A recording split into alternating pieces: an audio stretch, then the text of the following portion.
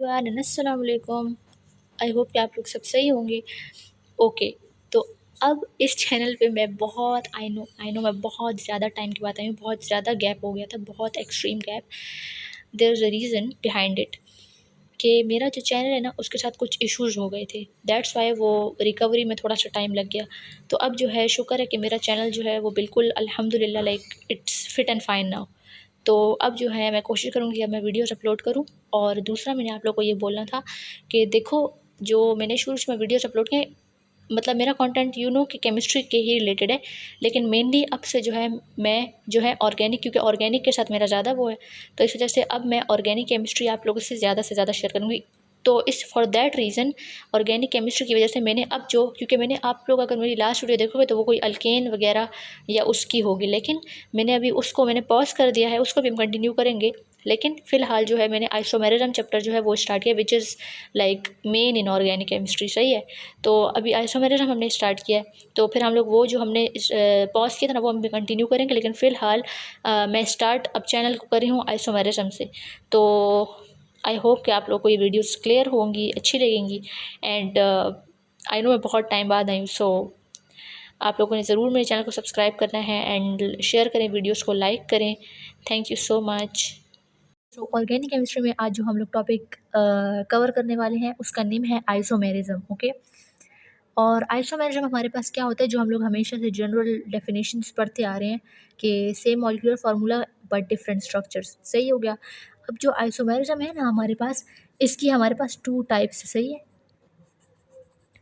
Two types होती हैं। First is structure isomerism and second is stereo isomerism. Okay, structural isomerism जो है ना, इसकी आगे 6 टाइप्स हैं, सही हो गया। उनमें से एक है, अब हम लोग स्ट्रक्चरल आइसोमेरिज्म को डिस्कस करेंगे। हमारे पास आती है chain isomerism, position isomerism, metamerism, फिर है हमारे पास फंक्शनल आइसोमेरिज्म, फिर हमारे पास आता है ring chain isomerism, and at last we have tautomerism. Okay, now जो हमारे पास स्टीरियो आइसोमेरिज्म है ना, उसकी हमारे पास फर्दर जो है 2 टाइप्स हैं, सही हो गया। वो है हमारे पास कन्फिग्रेशनल एंड कॉन्फॉर्मेशनल। ओके, अब जो ये कॉन्फिग्रेशनल है ना, ये वाली, इसकी आगे 2 टाइप्स हैं, ऑप्टिकल आइसोमेरिज्म और ज्योमेट्रिकल आइसोमेरिज्म। ओके, और जो ये कन्फर्मेशनल है ना, इसके आगे कोई टाइप नहीं है, ये हमारे पास इस तरह की कन्फर्मेशन एनालिसिस ऑफ अल्केन्स हम एक पढ़ते हैं, तो इसमें वही चीज़ है, तो इसमें आगे वो टाइप्स हैं, तो ये हमारे पास क्लासिफिकेशन ऑफ आइसोमेरिज्म हो गया। ओके, अब ओके, सो आफ्टर क्लासिफिकेशन हम लोग अब स्ट्रक्चरल आइसोमेरिज्म जो है उसमें जो फर्स्ट टाइप है ना स्ट्रक्चरल की, जो कि है हमारे पास चेन आइसोमेरिज्म, उसको हम डिस्कस करेंगे। तो चेन आइसोमेरिज्म हमारे पास क्या होता है, चेन आइसोमेरिज्म में ये है कि आइसोमर्स के जो है मॉलिक्यूलर फार्मूला सेम है, बट कार्बन नंबर्स का जो, कार्बन एटम्स का जो नंबर है ना वो उसका डिफरेंस है चेन के अंदर। ओके, देखें, but different numbers of carbon atoms in the main chain. अब एग्जांपल्स के तौर पे आप कोई भी अल्केन ले सकते हो, इधर यहाँ पे मैंने ब्यूटेन और हेक्सेन एग्जांपल है। ब्यूटेन हमारे पास C4H10 होता है और H10 होता है, और हेक्सेन जो है C6H। अगर हम एग्जांपल को देखें तो आप लोगों को पता होना चाहिए, क्योंकि MCQ वाइज भी इंपॉर्टेंट है ना, कि ब्यूटेन के हमारे पास 2 चेन आइसोमेरिज्म बनते हैं। ब्यूटेन जो है ना उसके हमारे पास 2 चेन आइसोमर्स बनते हैं, और जो हेक्सेन है ना उसके 5 चेन आइसोमर्स बनते हैं, सही है।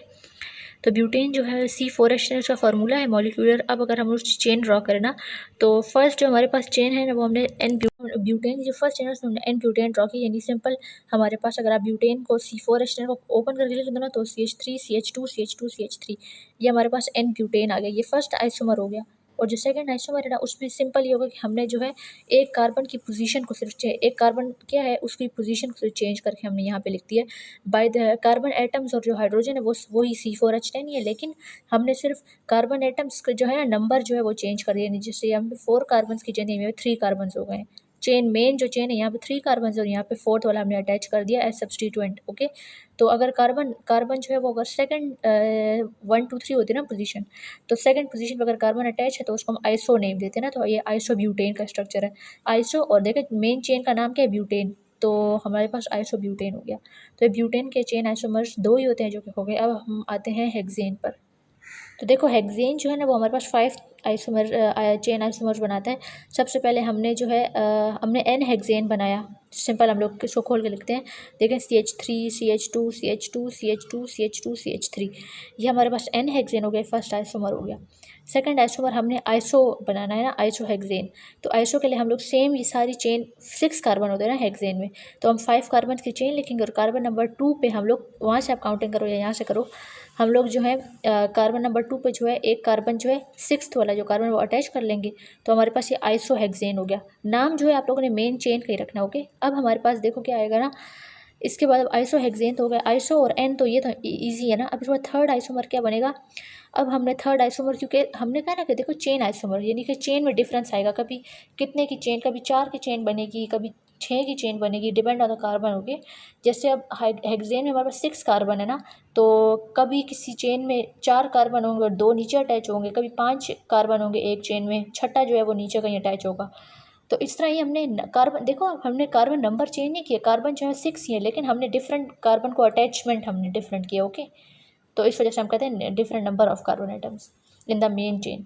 अब थर्ड आइसोमर हेक्सेन का क्या होगा कि देखो हमने 5 कार्बन की चेन ली है और जो कार्बन का एक एटम था हमने 6th वाला, उसको हमने थर्ड पोजीशन पे अटैच कर दिया। तो ये हमारे पास क्या बनेगा 3, क्योंकि देखो पोजीशन है ना 1 2 3, यहाँ से करो यहाँ से करो 3 आता है। तो देखो 3 मिथाइल, 3 पे मिथाइल ग्रुप है ना, तो क्योंकि CH2 मिथाइल ग्रुप होता है, तो 3 मिथाइल और मेन इसका चेन का नेम क्या है, अब यहाँ पे चेन का नेम क्या हो गया, पेंटेन। तो 3 मिथाइल पेंटेन हमने बना यहाँ पे लिख लिया। ओके, अब फोर्थ वाला आइसोमर हेक्सेन का क्या है कि हमने जो है अब 5th कार्बन की जगह हमने 4 कार्बन की चेन बनाई यहाँ पे, और जो 5 और 6 2 कार्बन थे ना हेक्सेन के जो बच गए हैं, तो उसको हमने सेकंड वाले कार्बन पे एक ऊपर और एक नीचे अटैच कर दिया। तो जब सेकंड वाले कार्बन के साथ 2 कार्बन अटैच होते हैं ना एक्स्ट्रा, यानी एक्स्ट्रा नहीं मतलब वही सब्स्टिट्यूएंट के तौर पर, तो उसको हम लोग नियो का नाम देते हैं। ओके, नियो हेक्सेन भी इसको बोल सकते हैं। और उसका जो दूसरा, अगर हम लोग आयोपेक नेम देखें तो हम क्या क्या नेम देंगे इसको, क्योंकि 2 कार्बन अटैच है ना, सेकंड पोजीशन में हमारे पास 2 कार्बन अटैच है, तो हम यहाँ पे बोलेंगे 2 डाई मिथाइल, क्योंकि 2 मिथाइल है ना, तो 2 डाई मिथाइल। और इस चेन का नेम हमारे पास क्या है, 4 कार्बन है ना मेन चेन में यहाँ पे, तो ब्यूटेन हो गया। ओके, अब जो लास्ट आइसोमर है हेक्सेन का वो किस तरह है, हमने क्या किया, हमने 4 कार्बन की चेन बनाई और जो 5th और 6th कार्बन है ना, हमने एक कार्बन जो है वो सेकंड पोजीशन पे अटैच किया और दूसरा जो कार्बन है वो थर्ड पोजीशन पे। तो इस तरह हम लोग अब इसका नाम क्या देंगे, सेकंड थर्ड या 2 3, क्योंकि अलग अलग कार्बन पे ना, अब तो 2 3 डाई मिथाइल। अब यहाँ पे कितने कार्बन है मेन चेन के अंदर, ब्यूटेन। तो जब आप आइसोमर्स बनाओगे ना, तो आप लोग कार्बन के जो नंबर है ना वो डिफरेंट सिर्फ अटैच करोगे। यानी अगर ब्यूटेन में ब्यूटेन तो चलो सिंपल होता है ना, हेक्सेन में अब 6 कार्बन है ना, तो आप ये नहीं करना कि आप लोग 6 कार्बन चेन बना के 2 एक्स्ट्रा ऊपर नीचे अटैच कर दो, नहीं, वो तो ज़्यादा कार्बन हो जाएगा, वो तो हमारे पास फॉर्मूला ही ख़राब हो जाएगा। करना आप लोगों ने क्या है कि आप लोगों ने उसी 6 कार्बन्स को ना कभी आप लोगों ने डिफरेंट तरीके से अटैच करना है कि होंगे वो 6 कार्बन ही, वो होगा वो हेक्सेन ही, लेकिन डिफरेंट तरीके से अटैच है। और जो नेम है ना आप लोगों ने, वो आप लोगों ने मेन चेन पे देना है, क्योंकि अब देखो वैसे तो मेनली देखने में तो हेक्सेन ही है ये फुल स्ट्रक्चर, लेकिन देखो इसका जो साइड्स पर अटैच है इसको हम सब्स्टिट्यूट भी बोलते हैं, तो इस वजह से नेमिंग जो हमने इस मेन जो चेन है इसको देख के करनी है। ओके, तो आई रियली होप कि आप लोग को चेन और पोजिशन सॉरी आपको ये चेन आइसोमेरिज्म जो है समझ आ गया होगा। तो मुझे ना यहाँ पे आप लोग का एक डाउट क्लियर करना है कि देखो आप लोग अब देखो दिमाग में आएगा ना आप लोग के कि अब देखो यहाँ पे तो ये आइसो हेक्सेन है, तो हेक्सेन आप कहोगे कि मैंने तो कहा है ना कि मेन चेन के मुताबिक हम नाम रखते हैं, तो यहाँ पे हमारे पास 5 कार्बन आ रहे हैं, 1 2 3 4 5, तो हमने इसको हेक्सेन क्यों कहा है, वो इस वजह से, वो ये रीज़न है कि हमारे पास देखो जो आइसो हेक्सेन है ना, ये हमारे पास कॉमन नेम है। अगर मैं इसका आयोपेक नेम लिखूँगी ना, तो तब मैं ये लिख सकती हूँ कि 2 मिथाइल और ये पेंटेन 5 कार्बन है ना, तो ये हमारे पास वो हमारे पास आयोपेक नेम हो। ये जो एन और आइसो हमने लिखा ना, ये हमारे पास कॉमन नेम है, इस वजह से हमने आइसो का नाम देके, और जो हमारे पास जो स्ट्रक्चर है ना हेक्सेन हमारे पास वो है ना, तो उसी को हमने लिखा यहाँ पे, सही है। तो इस वजह से हमने इसको यहाँ पे हमने आयोपेक नेम नहीं लिखा, यहाँ पे हमने कॉमन नेम लिखे, नीचे वाले स्ट्रक्चर हमने आयोपेक नेम्स लिखे हैं, तो ये हमारे पास डिफरेंस था, सही है।